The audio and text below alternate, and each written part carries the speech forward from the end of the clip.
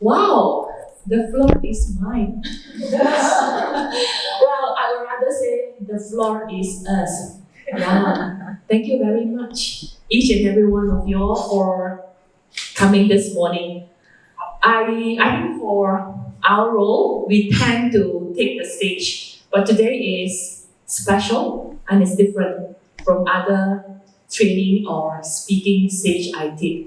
And I thank very much Siva, Niki, and Lupe. When I first invited them to come for this, when I invited the time, it wasn't with a name. I just booked their slot. And I said, can you join? And the first one was Siva. He said, I'm supposed to go for a solo trip usually this time around the year. But now, I'm coming. Yeah. So as Niki, and so as Lupe, who just flew back to Argentina, and she said, yes, thank you, my dear. Thank you. And well, this first session here, I titled it, or I call it Heart Exchange. Yeah, I think I've been moderating for many sessions, but this time around I'm moderating on the topic where it's really close to my heart. Yeah, it's really close to my heart. Of course, it is the title of the book, ExChange Heart Way. And there is a special reason why I invited these few guests with me this morning. Because in my heart, they lead change in their own ways, where it is also very inspiring. Sherry has helped me to do the introduction of my guests with big names, big titles. Niki got a shock when you were called multi-talent. Yeah, I think we need that, right, as a guest to be up the stage, right? So maybe let me share with you the reason why I invited these guests for this session this morning. Talking about lead change hard way. First thing that came to my mind, Siva and I only got to know him, I only got to know him early this year. And that was during a talk where both of us were the speakers. Something he said at that point of time, who kind of like made him make the change. It was to me, oh wow, a man of these 6 feet 3, of course he made many decisions in his life. But at that point of time, for this tall man to make that decision for his family and his daughter, I felt so good. I'll go into that in a little while. And because of that, I invited him. And we're going to talk more about how he, as a mathematician, right, use simple calculation to make that change. And Niki. Niki is my therapist. Yeah. When I had one of my surgeries done way back in 2016, about that. After my surgery, I wanted something to recover. Someone connected me with Niki. And so he was my masseuse who helped me to use anthroposophy, body therapy, to restore the energy in me in that healing path. So to me, as Siva represents the brain to make the change, she represents someone who is very much soul-searching type. I think her history of how she, I will not go into her history of how she goes into the therapy part and all those things, yeah. And now she is, let me see, how do I give her another name? She is the therapist using anthroposophy. She gives treatment by using anthroposophy body therapy plus liar. She brought the liar today. Yeah, and she's now giving therapy to many people, including Pilates care. Right? All right, so that's a little bit about Niki and how I see her in my mind. And we have the third person. Hello, Lupe. Hey, how are you, Niki? Hi, Malaysia. Yeah, I think some of us here in this room here know Lupe too. Yeah, someone a little bit like me, Dr. Lam, full of fire and wind energy. She leads change by cycling. Yeah, when she was here in Malaysia, now she's back to Argentina many years ago. She founded this group called Bike in Nature, empowering a group of people to cycle every Wednesday without fail. Yeah, that really touched my heart, and now her group has grown bigger, and now she's back to Argentina to continue this journey. Wonderful work to be. All right, so with that little introduction and how I see these guests of mine in my eyes, I'd like to start the session. I've been talking a lot. Sorry, I cannot help. The moment when trainer holds the mic. So sorry, we are like karaoke like that. We compete with the mic, right? So you better don't take the mic. Let me take the show. Anyway, so I think let's start by having a little warm up. So my first question to each of the guests here, as we start the day, if you all can give me one in a very short, fun way on this question, that is, share with us one fun fact about you on change.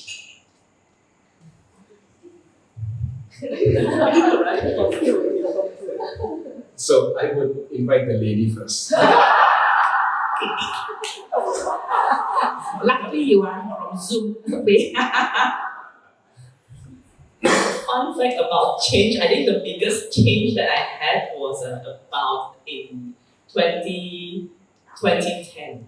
It was a time when I decided to quit engineering because when I really stuck in the research lab and I really feel like I do not know what I'm doing there. And then I feel out there are so many engineers who could really perform much better than me, and I really cannot find my value. Yeah, because I feel my strong limitation. And then but I feel that I really need to connect with people and do something very meaningful.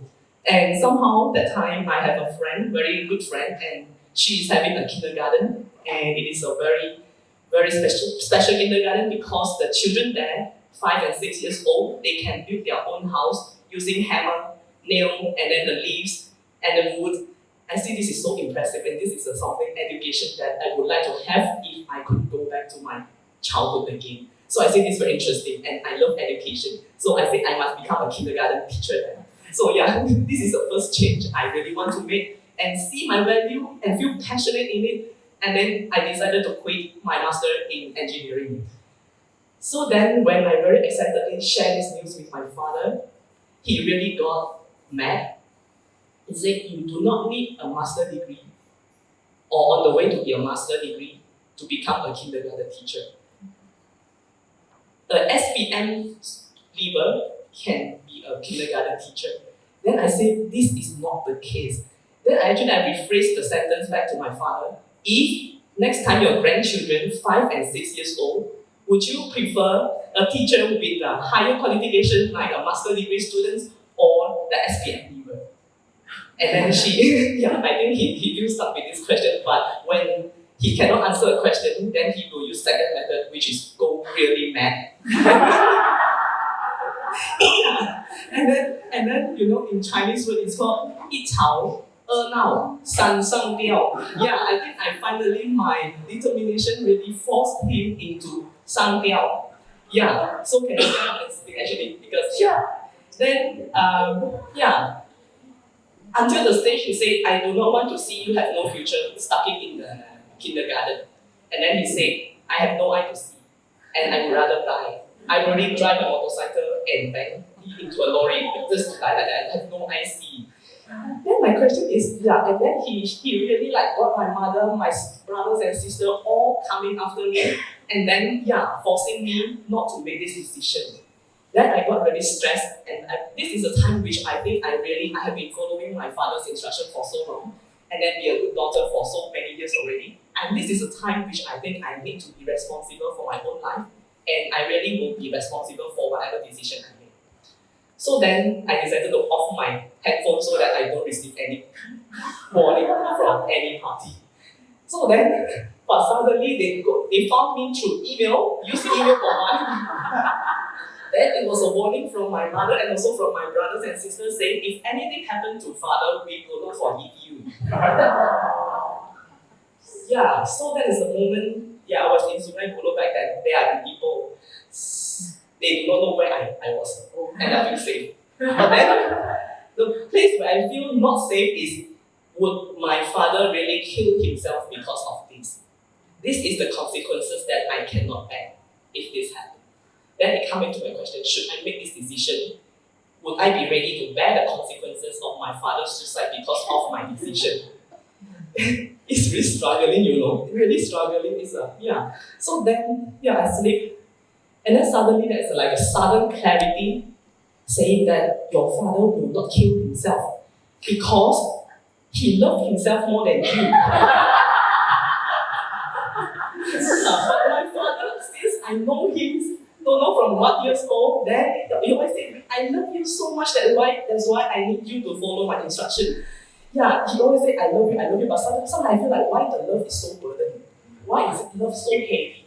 So then when this suddenly clarity comes, your father, he will not kill himself because he loved himself more than you. I see then suddenly feel like a big release. I said, he will not, if he do not want to see my future, he just close his eyes. He doesn't have to die, right? So finally, I decided not to on. Finally, I wait until 2 days later, my father contacted me. He said, please come back to Ipoh during Christmas. I said, because your uncles are coming. I said, no, if I go back, you will keep on convincing me to quit my decision. Then he said, no, I promise I will not talk about this anymore. So finally, this is how I continue my decision, but I say I need to give my father an assurance. I say, please give me 1 year. I just try 1 year. If I cannot, then I will quit. Then with this assurance, my father feel okay. Just try 1 year without he did not interfere for that 1 year. And so this Postpone his suicide. postpone his suicide. Postponing this very tense situation is something very good idea. You really have to learn how to buy time for this postponing of this tension in emotion. So I think this is something fun. I'm not sure whether it's fun, and the situation it won't quite fun because it's really like, But now when you look back, it's kind of fun, yes. So this is thank you. Thank you so much. Wow, this is just the beginning, right? When you're hearing a lot of different layers of change already, right? Can't wait to hear yours, gentlemen. So Lupe. We saved the best for last, Lupe. So for me, I think I'm tall. I think I'm the tallest here, right? I was always a workaholic. When I was studying, I ignored my primary school teachers. When I joined, I was in the military. When I joined the military, I ignored my classmates. Joined corporate, I ignored my soldiers. So always ignored. After I left everything and started on my own, I reconnected with my schoolmates. None of them could recognize me. You know why? Up to Form 5, I was shortest in class. I shot up only in 1 year. Form 6, I shot up the tallest in class and never stopped growing. So that's the biggest change. I like that fun fact, man. Thank you, Siva. And then later, anybody who wants to know, in fact, I checked with him so many times. What is his secret to shoot up just like that within a year? I think he himself also don't know. Maybe you all can check it out. All right, Lupe, your turn. We save the best for last. What's fun fact change about you?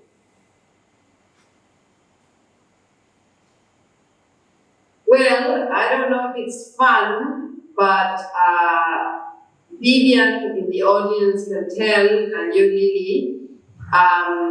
I studied communication. I studied coaching, but I wasn't quite sure that I wanted to do that.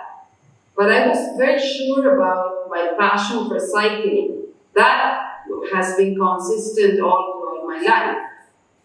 So I remember in one session with Vivian, I was like, I want to start some kind of coaching with a bicycle. But in that moment, it looked so, what is this? I mean, it doesn't exist. Even in Malaysia, when I talk to taxi drivers and I tell them what I do, they're like, what?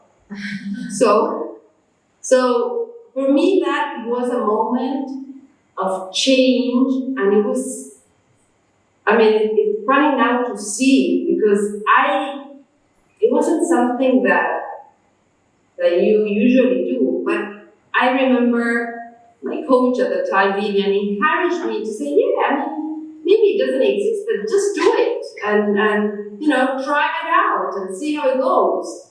And then, that change in the way to do things, instead of doing the regular coaching, that I didn't feel that I was adding so much value, I said, maybe I can add more value in this. And as Lily said, it keeps growing, and it has made many people enjoy their bodies, their life, and be healthy, and lots of fears have been overcome through the bike. So I'm looking back, I can see that it was a change. It was it sounded really funny at the beginning, like, what do you want to do? You want to just coaching your bike, and do invite people for that. But now that I can see, it was a change that was kind of funny, but then it worked out. Nice. In fact, if you allow me, Lupe, can I introduce your co-founder? Laura. Well, the coach Lupe mentioned who helped her to break through combining coaching or embedding coaching into cycling is Viviana. I think at one of the sessions Lupe led for her cycling on Wednesday when Viviana came from Ipoh, and Lupe called Viviana her co-founder for Bike in Nature. Hello, co-founder. All right. So thank you very much for that introduction from the three of you. Yeah. And that is just a warm-up question. Anyway, now let's go into part one of what I planned in mind, where I think we all heard about the changes they go through, right? We heard about the changes they go through, and in different aspects. Yeah, in different aspects. So I'm curious, what makes that change? Is that something like a turning point or turning points that make that decision? All right, and maybe I would like to start with Siva first, although I say that so that he does not pass to the ladies. All right. For Siva, what makes you make the decision, and you want to tell them the secret number that you calculated? And I thought with that secret number, he just used his mind here and just go. Can it be like that? I don't know. Let's hear from Siva. What is this thing inside him that makes him make this change that he goes through? Thank you. I'll share a secret that even Lily doesn't know. Really? Yeah, so something that just came up. By the way, both of us are from Mapola. You see, after my degree, after my exam, I went back to my hometown, and somehow walking in shorts and t-shirts, I got a job as a lecturer. T-shirt, shorts, slippers, I became a lecturer in Muang. Then there was a call for an interview in the Navy. Although I didn't sign any application form, my information was with them. They invited me for an interview. Being a mathematician, got a problem, a solver. So I wanted to know whether I qualified to be a soldier or not. Went for the interview, I told my parents, nothing will happen, I'm just going for the interview. I'm not going to sign anything.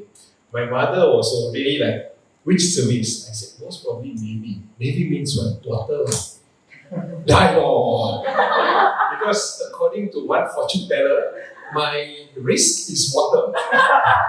So if something is going to happen to me, it's because of water. Then I went for the interview. Unfortunately, I was the only degree holder. So they said, no need interview, we need a mathematician in the armed forces. So you just learn how to salute, much you can do, appointed. I felt so disappointed, no problem to solve.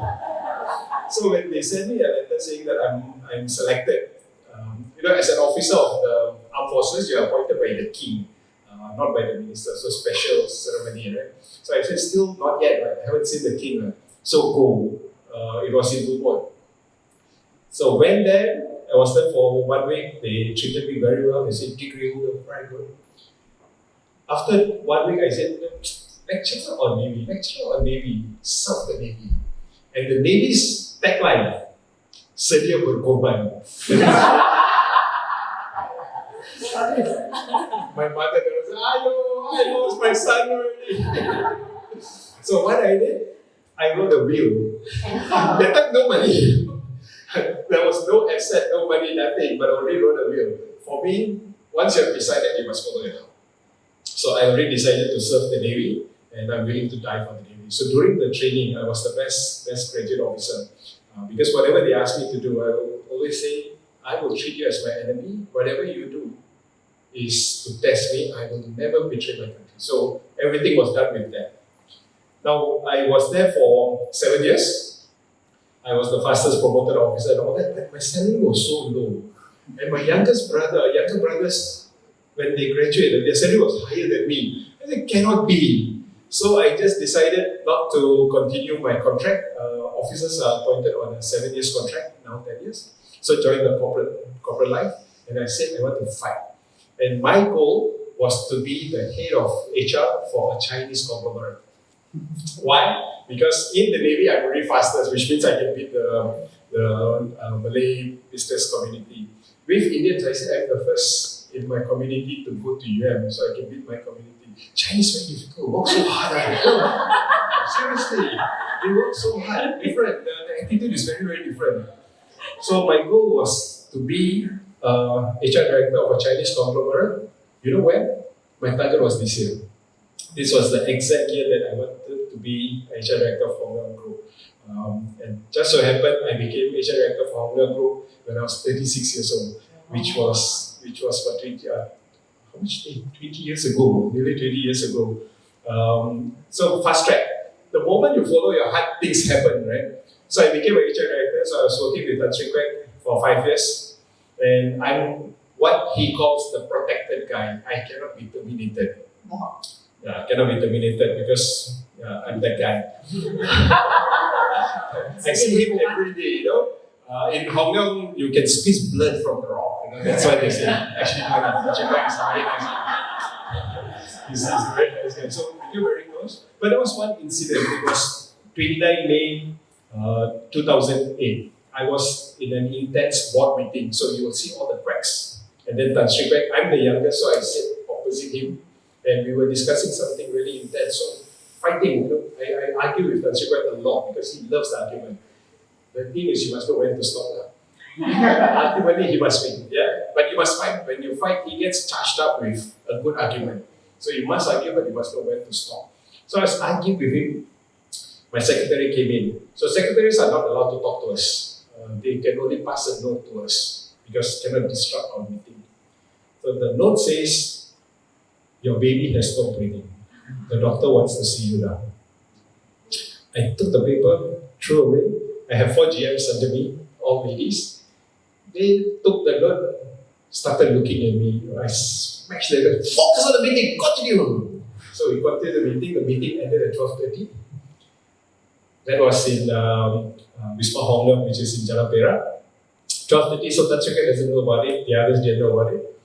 12:30 finished, rushed home, rushed to Columbia Asia in Puchong. 1 o'clock, reached there. And I saw my gynae walking around. What happened? Anak kau macam kau tak hidup balik. My daughter actually survived.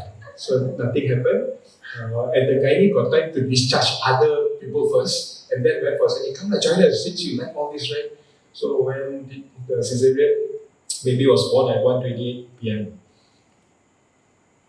Workaholic, came back to office. My heart is with problem. Sedih berkorban. Asked the wife, everything okay or not? Okay. So left my wife. Her sister was there. You can handle it, handle that. So I came back to office. Dato' Kwek, which is the younger brother, looked at me and straight away, what are you doing here? I said, all okay, baby delivered, all fine, everything handled. I said, no, you're supposed to be there and do what? Hold your wife's hand to do what? cannot process that. So he was mumbling, you should go, but for me, couldn't. So I went to Tan Sri. Chairman, we call him Chairman. Chairman, what would you do? Was it the best gynae? Yes. Pediatrician, are you sure it's the best? Yes. Medical center? Good. Yeah, you have done your job. So continue working. So for Tan Sri Kwek, the way you serve is by giving the best. For Dato' Kwek, emotional support. Which one is right, I'm not sure. In many times, emotional support backfire. So that was 2009. That day, on my way back, I was asking that question, who's right? The brother or Tan Sri? There was one question that I had to answer. What if your daughter didn't start breathing again? Would you have forgiven yourself? That was a painful question. And when the baby was born, right, Tan Sri wanted to see, I brought her to see him. He started, your daughter must go to international school, must study in UK, must do this, must do that. I said, Chairman, I don't have money to do that. None of your business. You focus. This one is like my grandchild, so I will handle. And he gave all the plans, master plan, only to come to employment. And then he said, actually, I can give her everything except your job. Do you want your child to go through the struggle that you went through? I said, no. Then don't be doomed to remain as an employee. That is what he told me. That was the spur of moment, want to live. But still no guts. Hong Kong pays very well. You know. Holiday paid for, house paid for, car paid for, and you work for him, he even gives personal bonus on it. So he takes care very well. So I had to know how it works. So I met somebody who left employment when they had a family. So I asked him, what do you do? So that is the magic number. He said, calculate your actual core expenses a month. Take 6 months expense, give to your wife, and you're free. And then you can just go out and do business peacefully. You can say no to deals that you don't like. You can say no to businesses that God is against your principles. And that number for me, as HR director, everything free, right? My cost was only 4,500 ringgit. So if I have 4,500 ringgit a month, I can regain my time with my children. So my mind was very simple. Dump employment, look for 4,500, and then you're free. So everything that I've done until today, it has been close to 15 years now. It's about just my core expense. Never changed so much. Whenever I have extra money, pay that. So we became debt free very fast. Anything else, extra money, put in the bank. So you live simple life. You know your core expense. Everything else, passive. There's nothing that you can't achieve when you follow your heart. Because the solution is not so complicated. Sometimes the heart is okay, the brain disturbs you with a lot of crises. What if? Handle the one lesson that I learned, there's no guarantee that air that I breathe out now, don't know going in again or not, no. So why think too much, right? So follow the heart. That is what I did. Wow. Thank you so much. Recording in progress.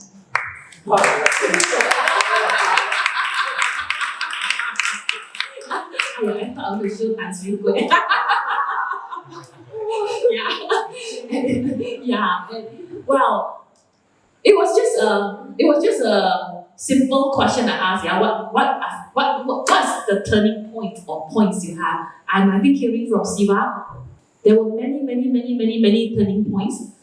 And yeah, I still salute him for his mathematician mind. I think many of us on the floor here also have that calculation in our mind, don't you think so?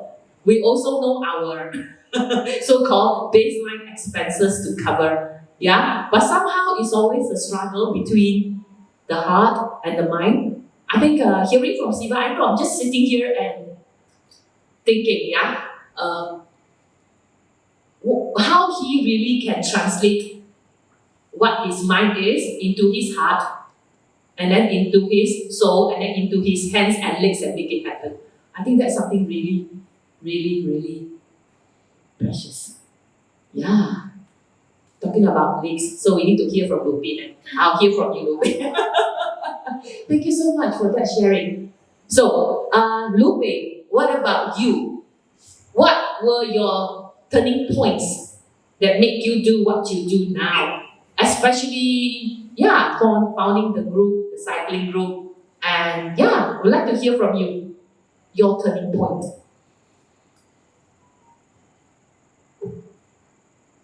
Well, let me tell you something that I have learned I'm still learning, in the very few sessions that we have previously to this launch, and the questions that your assistant asked me, and I started reflecting, and by reading your book also, because we talk so much about the heart, and for me, what is the heart really? I was like, the heart, and once I remember when I was going up hiking in a mountain, and I could feel now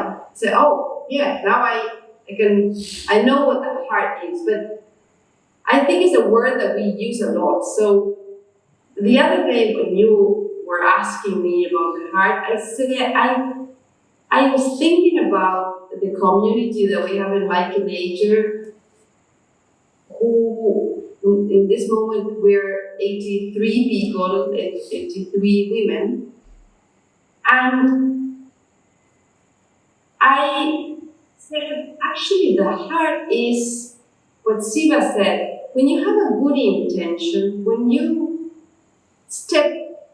when you say, okay, I'm going to try this and see what happens, I think that's the heart, because everything follows.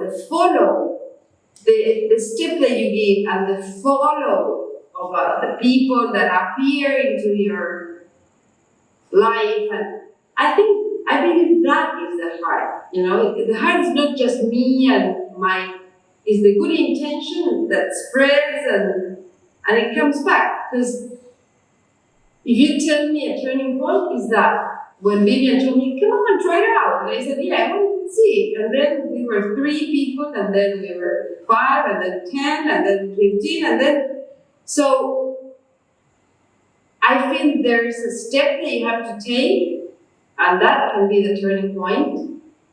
Say, okay, let's try it, let's see what happens. I organize myself, I can give this a value.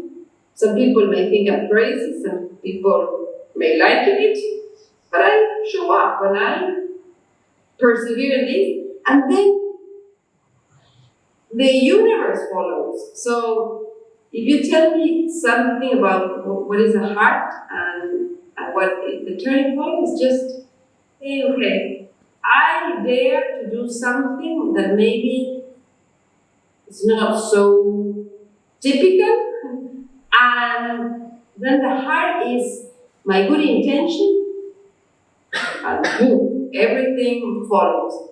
That's my experience. Thank you so much, Lupe. I think it's not like a formula that we can, in a way, write it and follow it as it is. So what I'm hearing from Lupe and Siva so far is, you take the step with something, but the next step will tell you what's the next step, something like that. Yeah, And yeah, let's hear maybe from Niki. Yeah, what would be your turning point then? Turning point in what? Your turning point in making those change that you make. You talk about your because there were many parts of Niki's journey. Yeah, but I think this morning she shared briefly. That's what we call episode 1. For those of you all who know Niki, yeah, that's only episode 1, right?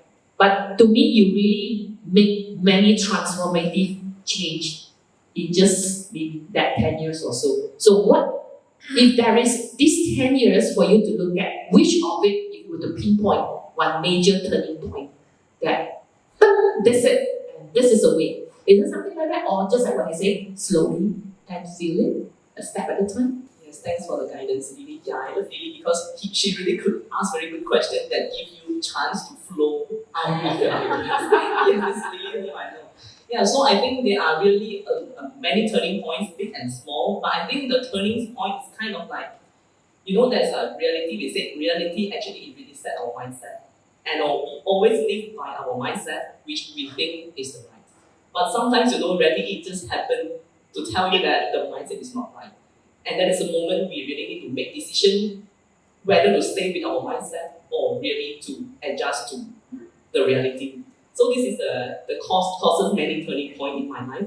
And then if you say for the past 10 years, one major one, I think followed just now, the turning point that I mentioned, to free from the control of my father. I think this is the biggest one because I think I really lived under my father's control for many years. Now I look back, it is kind of like love of my father because he is from a very poor family, no chances or opportunity for a good life or education, and he really strive to give her best for the children so that we don't repeat the suffering that he had. So I think this is a love from my father. Yeah. Then I think it give me the freedom, yeah. I can make my own decision despite my father does not agree. So this is a very important turning point in my life. And then the second was in 2014.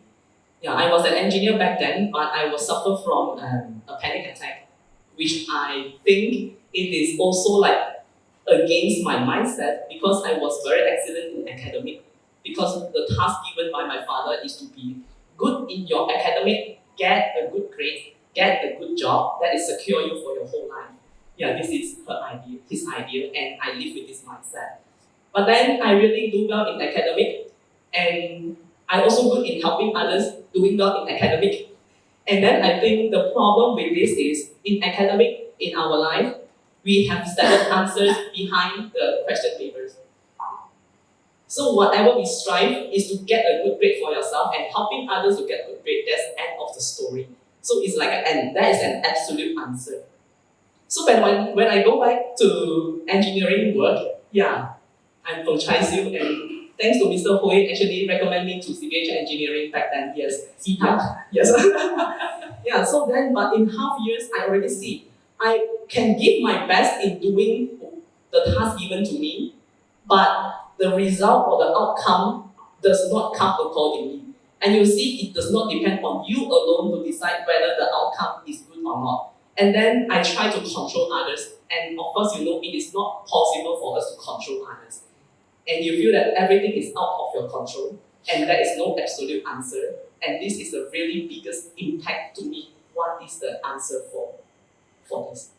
Why everything is not under my control? I want to get a good grade for the task given to me, but why I cannot now? I have to depend on others, and I do not know how to work with others. I think this is the biggest cause that bring me to the panic attack. And then you can see like it's a heartbeat. I think it's a heartbeat. You have a very irregular heartbeat, and then dizziness, blackout, shortness of breath. That's a major symptom that I have. And the worst case is when I was driving to site, and this happened when I was driving. So actually, it gave me an alarm. It's like a biggest alarm. My body is giving me signal, and I really have to stop it. So that's how I request for resignation on immediate effect. And thanks to CBH, they really allowed me. Yeah. So then, magic enough. After I quit the job, no more problem. Okay, get the hint now, everyone. You got 4,005? Okay, that's another criteria. Okay, go on. So no more problem. Okay, no more problem is good thing, but the problem also comes. Then the next question, what should I do now? Then I received a call from my superior, ex-superior. He asked me, Shani, they call me Shani, are you okay now? I said, yeah. Then would you consider to come back? Yeah, would you like to come back? Because they appreciate my work, they really know that I'm having my own initiative in doing, getting done. Yeah, but then the question is, should I go back? It's a very big question also make a decision. Yeah, should I go back, should I not? I said, finally you come out and you know that you feel relief now, should you go back or not? Then, but there is no reason for me not to go back. If I don't go back, what should I do next? There is no answer. So then when, during this struggle, then suddenly a friend of mine, I was 27 and he was 28, he died in a car accident. Just a car accident and he just died on the spot. So this is not a very close friend of me. I don't even remember if I talked to him personally because he's from another university, but we met in some occasion. So, but it gave me a very big impact, like he died in a car accident, and then the image is like, how did he experience this moment of this impact? Did he ever foresee the accident is coming? And when it's coming, would he know that he would die or would he survive? And if the impact will come, does he feel pain? And yeah, this is kind of thinking, it really no answer for me. But then it brings to the next question. If he died at 28 and I'm now 27, when will I die? And how will I die? And the next question, how would my parents die? How would my husband die? And when will they die? This question, even now, I think nobody has the answer. But we certainly know that each of us, we will certainly die. But how and when? And this is a no answer for anyone, but it will certainly happen. I think it somehow led me to a very quick, like a downward spiral, to a mindset where you have no answer behind the book, but it will certainly happen and what the answer will be. So then I think I really got into depressed mode and it's quite deep. So deep that it really paralyzed. What I did is only like crying, shouting, there's no answer for me, and you do not know who can you ask this question to, no answer. And then I closed myself in the toilet and just crying and crying, thinking of how my parents will die, will suddenly, one day they would finally leave me. It really gave me like to a very depressed mode. And what I can do is just crying. Until a certain point, I said, you really put a stop, otherwise you will really like drown in this depressed mode. So I give myself a question, it's okay, if you really need to die, then die tomorrow. Then the question, I think at the critical moment, we really need to give ourselves a good question that leads us through our life, and this is, I think, is from our heart. So the questions, the exam paper is given by others, but now it is your own exam for your own life, and how are you going to set the question for you, and how are you going to find the answer for yourself? Yeah. So the question I asked myself back then, about this time, 2014 November. And the question is like, if you die tomorrow, what would you do today? Yeah, initially it's really not easy, and definitely not going back to engineering, not going back to A-level physics lecturer, not going back to kindergarten, not going back to researchers. You know what you do not want to do, but the next question is what do you want? There's no answer yet, that's also a problem. So I think, but from then I really, because you really ask this question very seriously, and then you certainly will find this question, the answer, you will find your own answer very seriously. So then somehow that's a spark. The nature will give me answer. So nature, okay, nature. Then Malaysia is full of nature, but I think I need to leave Malaysia. Otherwise, my parents, my husband, they will be worried about me. Yeah, then I really need to give myself a time and space. So finally, when I was driving in the car, coincidentally, when you're looking for an answer, right, just now I think Lupe mentioned about it. When you want something, the world, it will conspire something to give you some clue and hints. So when I was driving, then through the radio, there's a program talking about work exchange in Taiwan as a farmer. So that means you work exchange doing as a farmer, and then they give you food and give you shelter, you just have to work for them. So I think it's a very good idea. So that's why I finally become in Taiwan, become a farmer for 2 months. And that is really a turning point for me to meet with different people, different background, and open my horizon. Life is full of possibility. So yeah. Interesting, huh? From academically trained engineer to kindergarten teacher, and then to what? Huh? and then to lecturer, and then to farmer, and now engineer first, farmer, I lost track, and now therapist. So, hearing from the three of them, such arrow is through real experience and story sharing. But what we are hearing now is really the richness of life. Coincidentally, Siva ended his sharing by saying, breathe in, breathe out. Right? As you breathe in, so what's next? Lupe talked about the heartbeat when he went hiking. Yeah, how is it like when you feel it? Yeah, when you are doing cycling and physical activity. And Niki asked that very powerful question, right? If I die tomorrow, what will I do today? I think even myself asked that question. But I think what Niki said just now caught my attention is her seriousness of looking at this question. Because I was paying attention on how she shared. She started off by saying, I asked myself this question, if I die tomorrow, what would I do? If I ask myself tomorrow, then later as she shared more, she said, if I die tomorrow and what will I do today? If I ask this question seriously. Yeah. Something to keep us ponder and really think about life and what change, what heart we talk about. Share also this. Actually, I shared this question with my husband, and then my husband said, "Wow, if you ask this question, then you don't have to do anything anymore to me." I like your husband. Keep it simple. KISS. Keep it short and sweet and simple. But then finally he really changed, because I think so many, you see, just in Malaysia, how many accidents happen, and who would expect that he or she would die in a car accident? Nobody, but it just happened. Then finally, he really like taking that. I understand his question. Actually, I raised this question to my mentor also. My husband said, if his thing tomorrow, so it's like whether this question is a good question or not. So my mentor said, then you ask your husband whether you want to die with hope or die without hope. So if let's say we die tomorrow, we can still carry hope. The hope actually is carrying us. Maybe we die now, it will carry and continue the journey, even though this physical body is already damaged. But then finally, right, I think after 1 and 2 years, now in my husband's caption, WhatsApp caption, he wrote, if you think that you die tomorrow, one day you will finally write.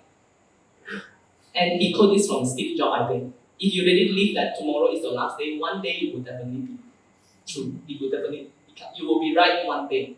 So yeah, this is how he reminds, and definitely with this mindset, he really changed. I could see that he really changed the way he lived. He really appreciate and cherish each moment of each day better, with more awareness. Yeah. Wow. I kind of like, okay, hang on. I need to digest it a bit. Yeah, I really need to digest it, but yeah, very simple question, but very deep and powerful sharing by each and every one of them. In fact, if you allow me, I'm now going into part 2 of this. Just now was about the turning points. That was just part 1. So part 2, I would like to dive even further, if the speakers are willing to share some untold and unseen struggles, doubts, whatsoever. Because to many of us, when we hear I used to say that even myself as speaker, I share, that's my story, right? If you hear them share, very inspiring, change, so inspiring. So what about me? Still sit here, ask the same question. Still sit here, whatever. I think that change still does not happen, right? But again, for someone who goes through that path, what would be those unseen, under the water struggle, doubt they go through? Then we have a balanced view, right? So, gentlemen, you ready? Tall gentlemen, let's hear from you. What's the real struggle that you go through mentally, physically, whatsoever, financially, if you have, anyway, please. A bit difficult for a mathematician. We enjoy problems. I've started so many companies since I left employment. Whenever the company makes very good money, I close the company because there's no problem. So difficult view of life. I enjoy the challenges. But I suppose when I started, Hong Leong top management, they don't go and visit companies. So Hong Leong, the way we manage is through meetings. The management come to our meeting room and present. So my job is to be sitting on the left of Tan Sri Kwek and listen to them from 10:30 to 7:30 every day for 5 years. That was my job. So Yvonne Shah and the team will come and present, the insurance people, the manufacturing. That was always the way. But when I say I'm coming to your place, what happens is there'll be a banner. Welcome, Mr. Siva. They'll make sure got makan, got this and that. So quite nice, right? The moment you lose your job, everything is gone. You make a phone call, nobody bothers, right? You are not needed. So all the respect that you get is actually because of the title, that's it. It's not for Siva. So sometimes we become so excited, I have a big responsibility, so I cannot do this. My family, you don't understand, this job gives the money, so we are so much into it. But we may accidentally forget that everything that we get is only for the title. I'm reminded that although I had my secretary and my big table and big office, even the flower pot I cannot take back. True or not? Right? So you get excited. In the military, the guard will salute me because I'm an officer, right? When my brother-in-law drives my car, he gets the salute. So the salute is not to me, it's to the sticker on the car. Right? So when we stop attaching everything to how great I am, it won't be so painful. Because sometimes the pain that I felt, as HR director, the whole family is excited about you. The clan is excited about you, right? People, those who work in Hong Kong, they can recommend me for promotion. You're powerful. That Sri Kwek never interfere with HR. I can do whatever I want. Can terminate, can promote. The moment you leave, my first business was selling Punjabi suit. They told me this is a Pakistani job. You bring a bag, open, you want to buy it. So after you choose, you pay 50 ringgit, and then you have to fold the Punjabi suit and put it in a plastic. You know how irritating it is for HR director. So a lot of ego was there. But the moment you realize that your ego means nothing. Everything that you get is only for your title or the dress that you wear or your car. It's not really for you. Then you feel a lot of peace. Then you can whatever you want. So I'm always in slippers, shorts, and t-shirt. Until today, my daughter's classmates, friends will tell everyone, you want to know her father? Very easy. Blue jeans, Shami t-shirt. Shami is my company name. Shami t-shirt and slippers. That one is the father. Because there's nothing to prove anymore. So the most painful part is those things. When people tell you, hey, last time you HR director 5-star hotel, now can you afford 5-star hotel? I'm a trainer. I go to 5-star hotel every month. I don't eat in 5-star hotel anymore. I'm tired of the food. I still go to a room. But earning this, when you are not getting the hotel yet, and you can't afford to go, right? You do question. This year, another painful part. The person that I hired to succeed me, Dr. Kwek told me, hey, try to Google her name and check her shareholding. Tan Sri Kwek gave her more than 10 million in shares. Is that money mine? Why did I leave? So a lot of time, all this won't be there. But when you're trying to ask that question, will you be going back? No way. Today I spend minimum 26 days a month with my daughters. My earning is from home. So the ones who know me, my earning, I design it to be at home so that 26 days is with my daughters. 4 days is working. Once in a while, do I ask questions?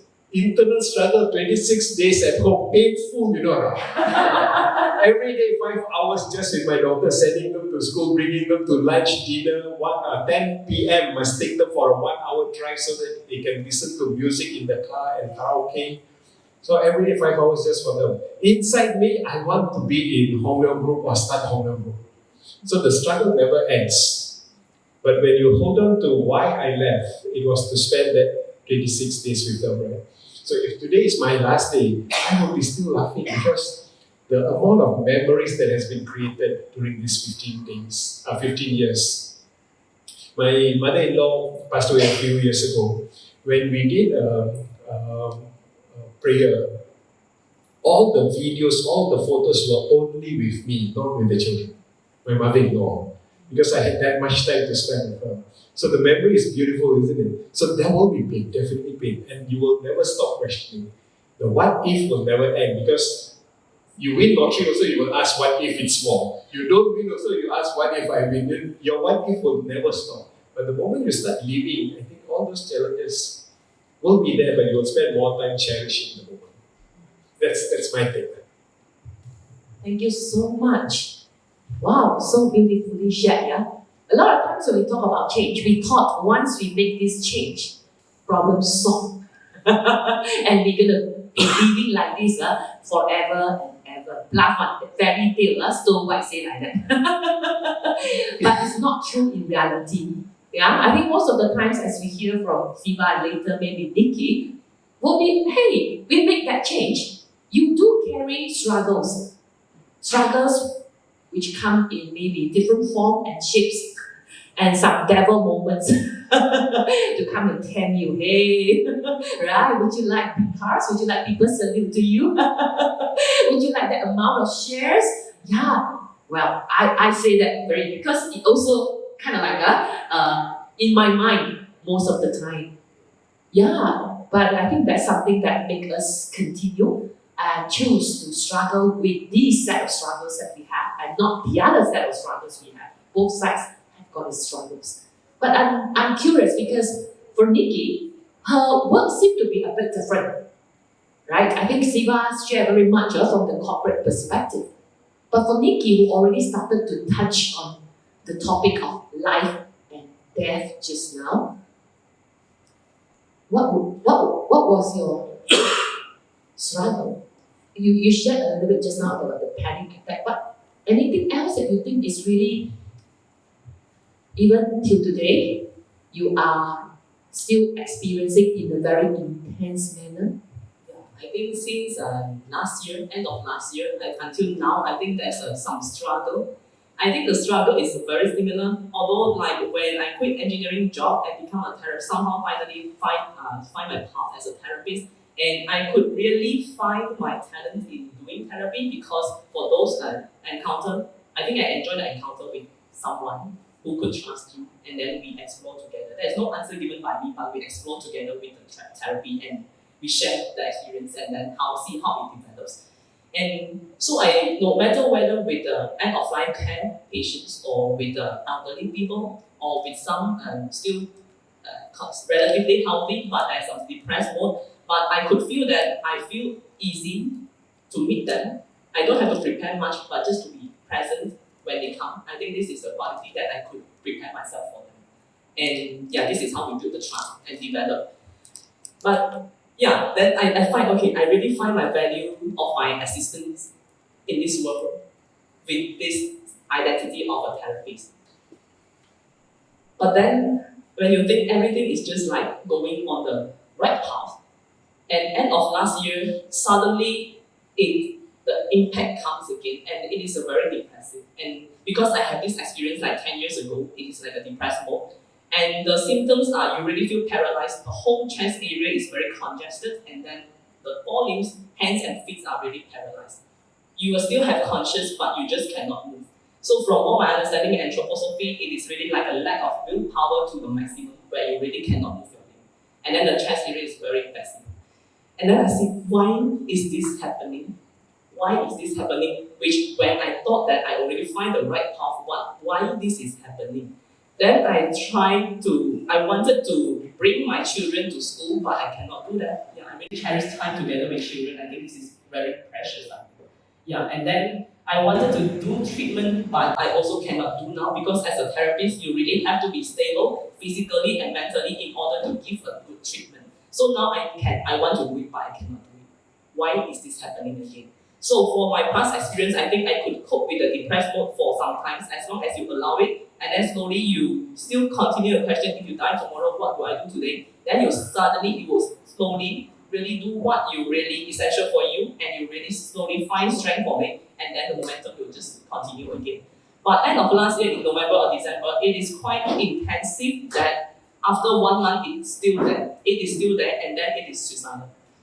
It is so suicidal, but the impress is until the chest congestion is until the throat area, and you cannot move at all. And then we say listen to the heart. It is my the way I live until now. But then that time, the voice in the heart is telling you that you don't have to struggle so much anymore.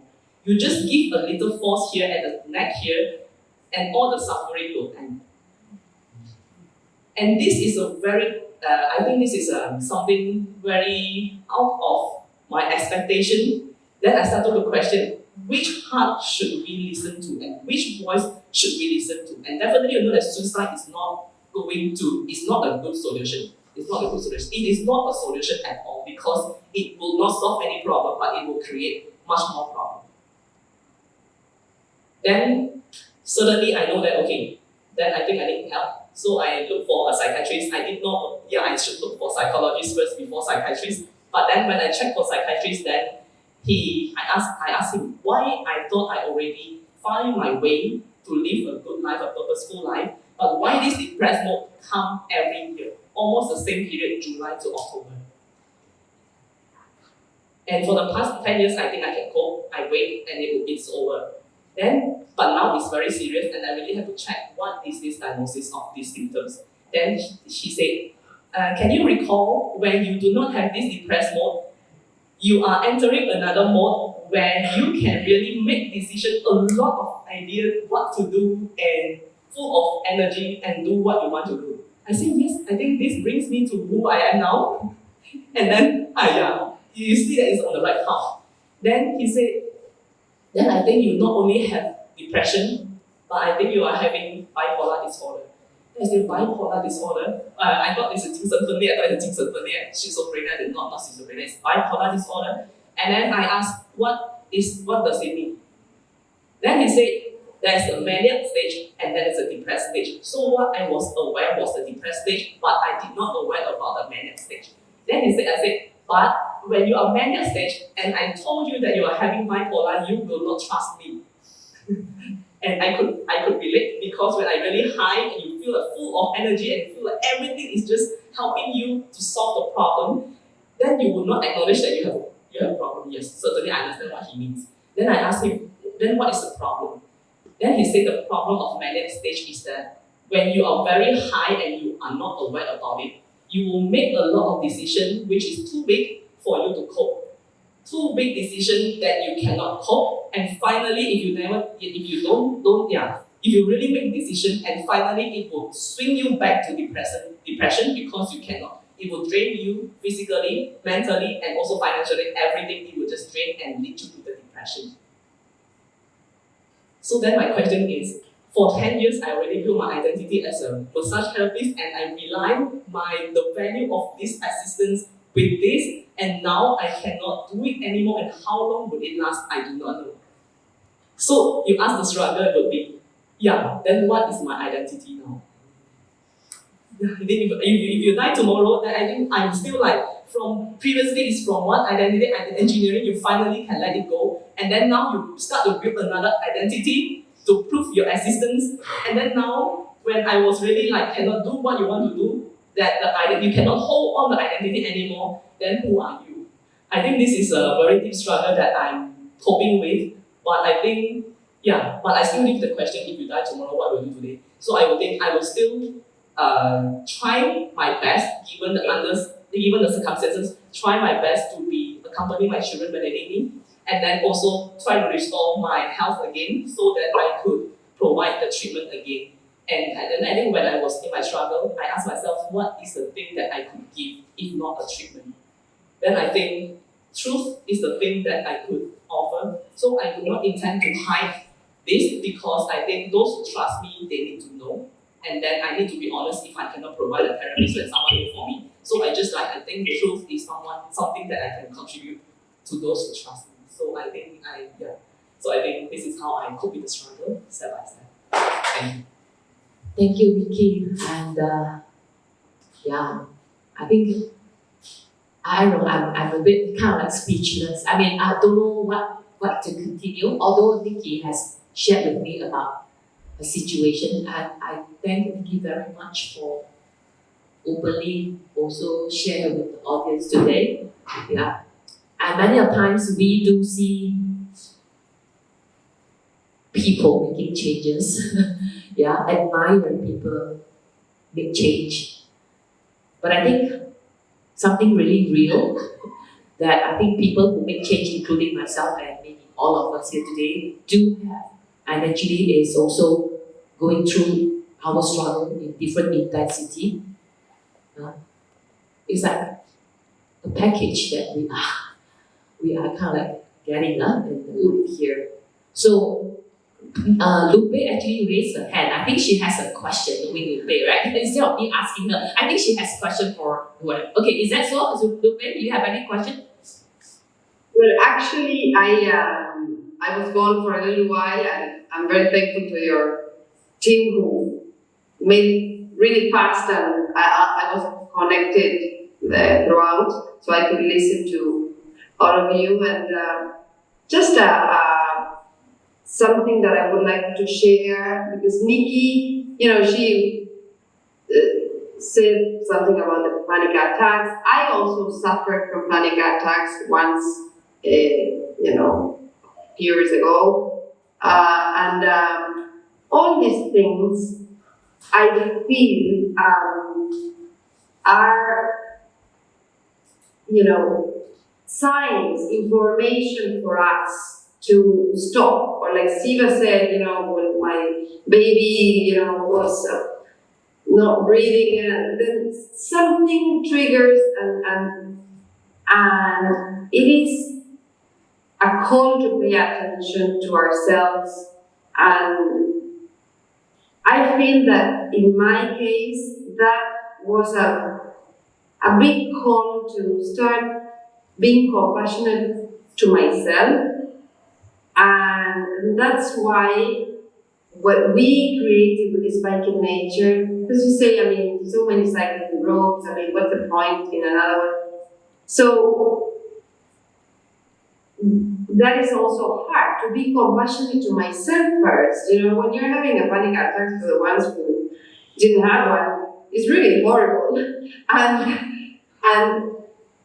you have to stay with the emotion, and you have to feel it, and you have to accept it, and but then you start to be more tender to yourself, and that's what I learned, and that's what happens in this Bike in Nature books. And what I can see in all of you, in your therapies, Lily, in the way you lead change. I remember once I was struggling with Bike in Nature and where to go and what to do, and then we did a whole session at home, and you very oriented, very feeling it with your body. You made me use a candle and go around all my journey in Bike in Nature, and what I felt and where I wanted to stop.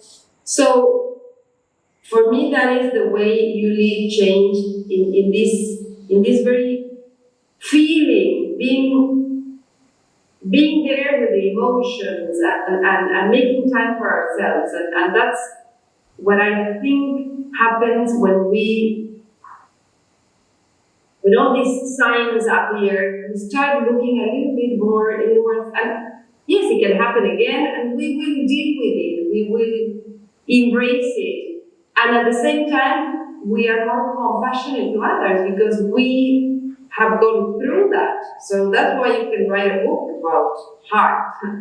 And that's why, so in a way, I think those difficulties made us grow stronger and make you more loving to others. So I just wanted to share that. Yeah. Thank you very much, Ruby. Wow. So, the final part of what I'm curious to know is, but in view of time, we may need to share it in a very concise way. And it's about gift, G-I-F-T. If change is a gift, in this journey of change, we'd like to hear from each speaker here, maybe in 1 or 2 sentences. If change is a gift, what gift have you given to yourself in this journey of change? I think for me, it's the freedom of time. If it rains, I can choose to sleep. For my children, if it's not an exam day, don't go to school. We go on road trips. So today I'm here, somehow both of them not having any class. So they are there, but they left the house key in the car. So enjoy the home, right? So I think that is the main thing that I've gifted myself, the freedom to do whatever I want to do. Thank you, Siva. What about you, Lupe? If change is a gift, what have you gifted yourself through this change?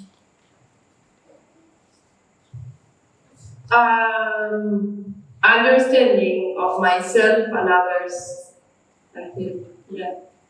Thank you. What about you, Niki?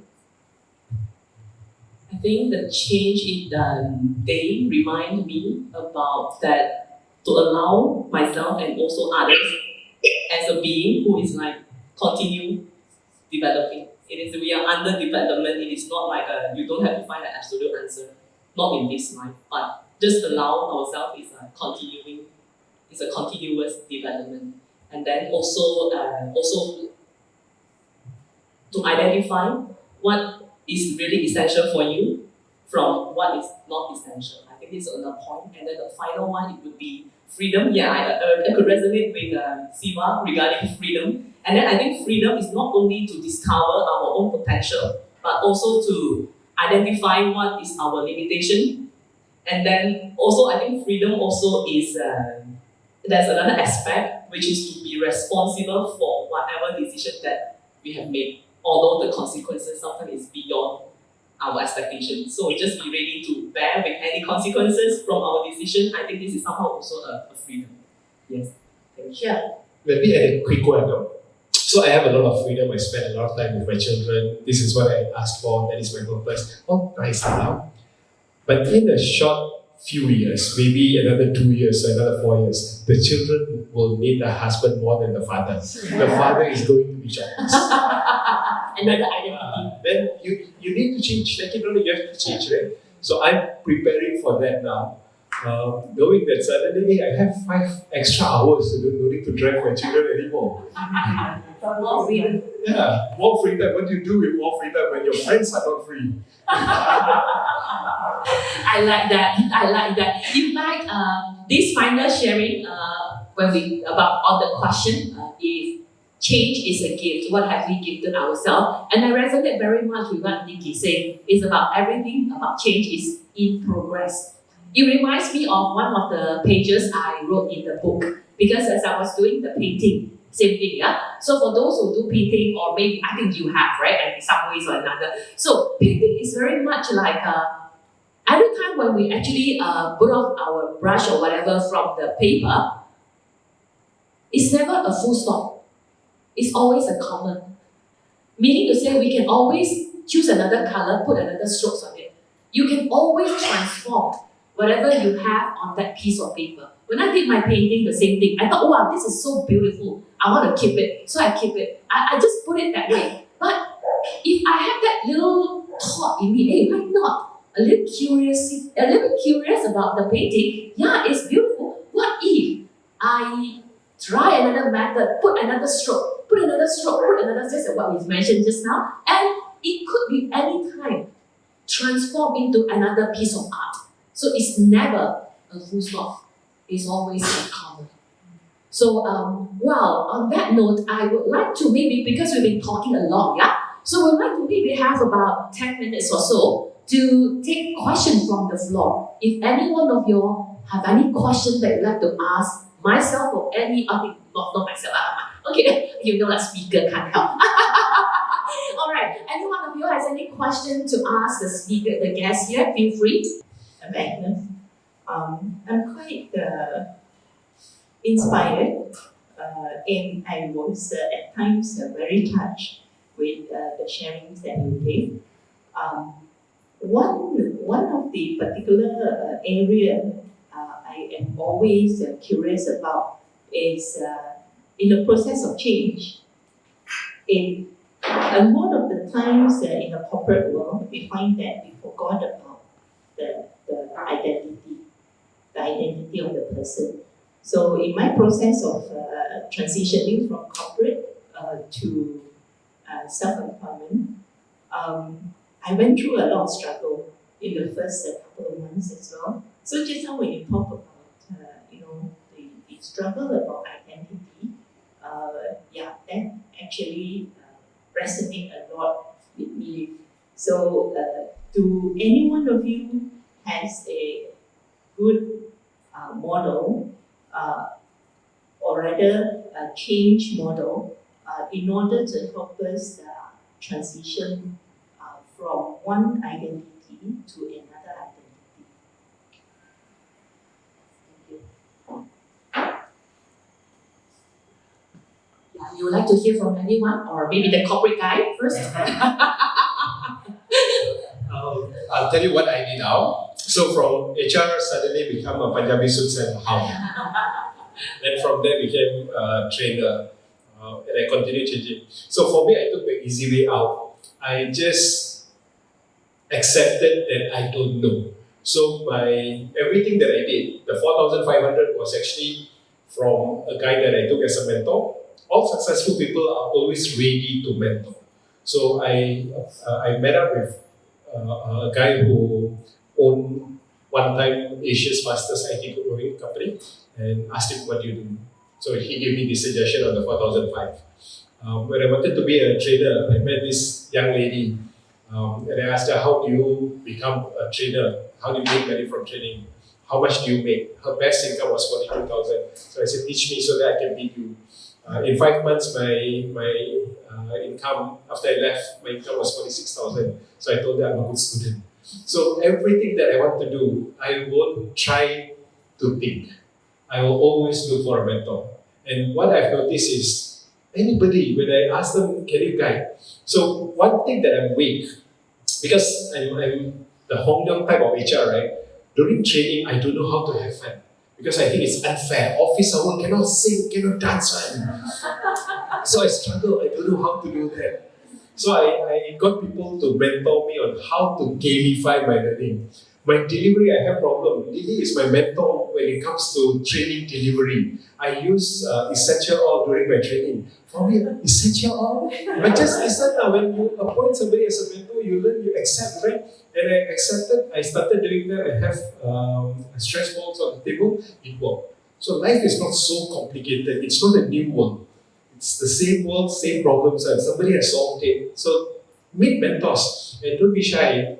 When the young girl asked me, you HR director, I'm your training provider. What can I teach you? She said, a lot. Because HR director, I have a PhD. As a training provider, I'm below kindergarten. So you teach me from basic and I just followed blindly. Take that approach. I think there's nothing that is too challenging because somebody has done it. We just need to learn from it. Thank you so much, Siva. And then, I want to testify that it's so true because he really number one, he doesn't think that much.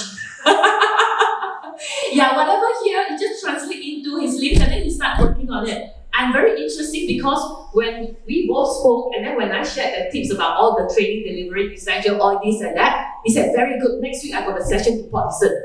And then he showed me the picture next week. He really put essential on. So, but after all, how hard can life be or how hard can buying an essential diffuser be, right? Don't think too much. That will be maybe the formula. I'm very simple, but Impactful ones, yeah? Alright, thank you. Okay, anybody else? Maybe we can take one more question before we go to the next session. Anyone has any question? Yes, Niki. I just want to say that my heart has been very enlarged listening to all the stories from the three speakers. Actually, this I want to ask Lily. I know Lily, you're functioning as the moderator today, but we would also like to know if we were to ask you, what is your story on your turning point? Which part of the journey would you share? Oh, my turn.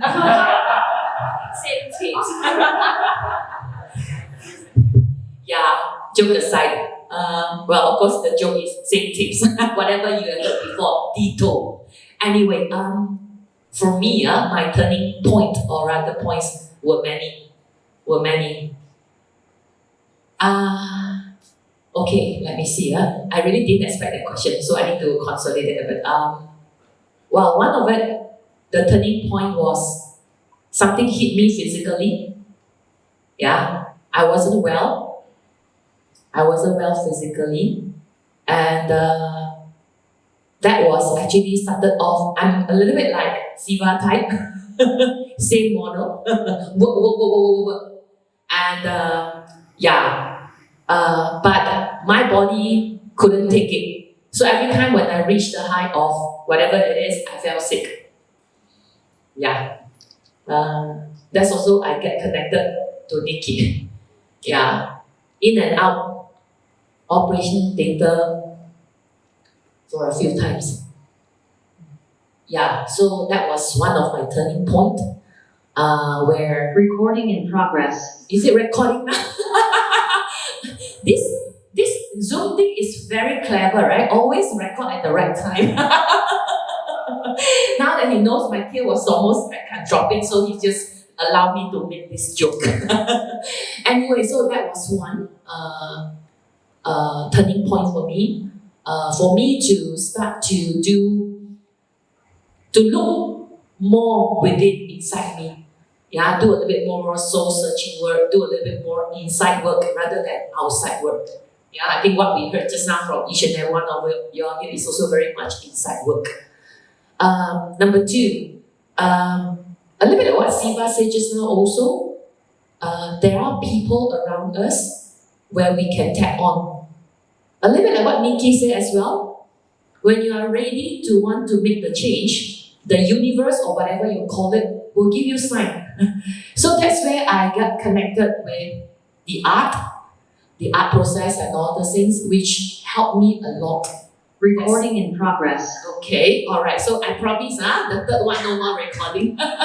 Alright, the third one is and sometimes I realize the turning point, the remedy or the formula or whatever universe gives to you, it is given at the right time when you needed it most. Right? There was one point of time I came into contact on orange frog, actually a lot of happiness. So there was one of the paths where kind of like open up the door on happiness or positivity. But when it reached a certain point of time, you find that it's not enough. What else? Then another struggle hit me, and with that, another turning point came, the art. And then pandemic time, I had another again. Looks like every one of us had panic attack. Okay, I also had panic attack during pandemic. So I took up this art process, yeah, and I started painting. And through the process again, it opens up another door for me to kind of like continue this journey. So that's where I really, really feel and mean what I say just now. It's never a full stop. It's never a full stop. It's always a comma as we go through this process of change. So that's my story. Thank you, Niki. Thank you.